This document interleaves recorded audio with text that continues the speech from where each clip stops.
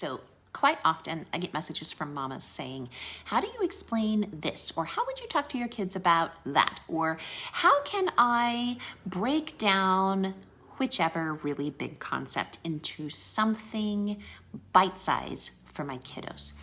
I am going to share with you what I told my kids this morning. Now, lots of my videos are probably not super kid friendly. This one is totally one that you can just sit your kids down with and share it with them.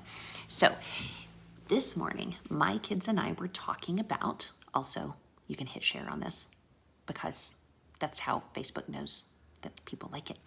But my kids and I were talking this morning during school about what it meant for Jesus to come down from heaven and live on earth. And I said, guess what? Imagine, so we know that Jesus left heaven behind, right? He left heaven behind and he came down to earth to live as a human being with us, to live like us, to be with us. And when he did that, he left behind all of his power and glory and all the things that he was able to do as like the God of heaven. And that's really big. And they were like, well, we don't really, being a human is awesome. We don't get the big deal, right? Like, why wouldn't he want to be a human with us? And I said, well, let's change that scenario around. What if, as a human, you realized that there was a huge anthill and a lot of those ants needed saving from really bad things that were happening in the anthill.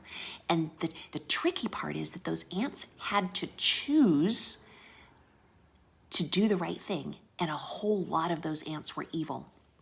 So, in order to help them know what to choose, you decided to give up being a human and you became an ant, and you were a little ant egg, and then you grew up and your ant egg hatched, and after you hatched, you became a worker ant and you worked alongside the other ants, and in your example, you showed the other ants the difference between evil and good. You showed them the difference between right and wrong, between truth and falsehood by living with them. But here's the deal. After a while, some of them got really, really mad at you, and they decided that they were going to get rid of you and exterminate you because they were evil and they did not like this ant. And so they began pulling you apart leg by leg and piece by piece and torturing you to tear you to shreds. And you not fighting back was the only way to show the good ants and some of the evil ones what it meant to live a good ant life and to not be evil. So you let them tear you apart as an ant. And then after you had died, you came back to life. And you were able to go back to the human world because now you had shown the ants what the path was for them to choose between good and evil. And you had lived with them, and you had taught them, and you had educated them, and now that means they would be able to keep teaching each other and educating each other and continuing.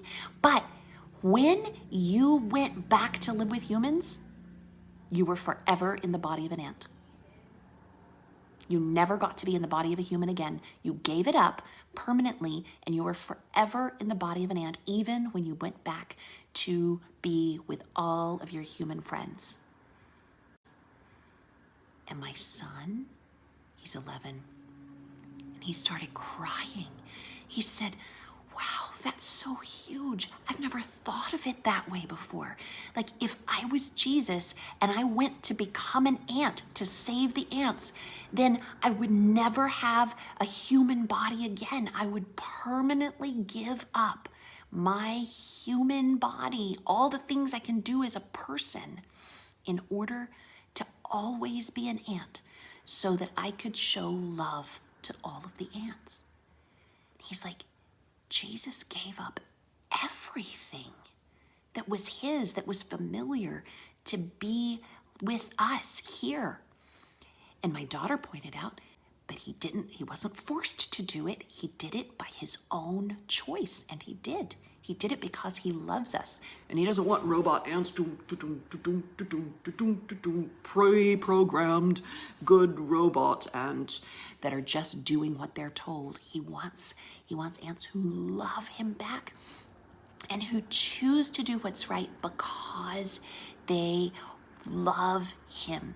He wants companionship. He wants friends. He wants to have an ant colony with him because he loves us so much. If we are the ants and Jesus is the big, huge, mighty one that went back to heaven, that's how much he loved us. Would you be willing to become an ant in order to save an ant colony that was filled with evil, even if it meant they tore you apart and you would have to be in the body of an ant forever and ever?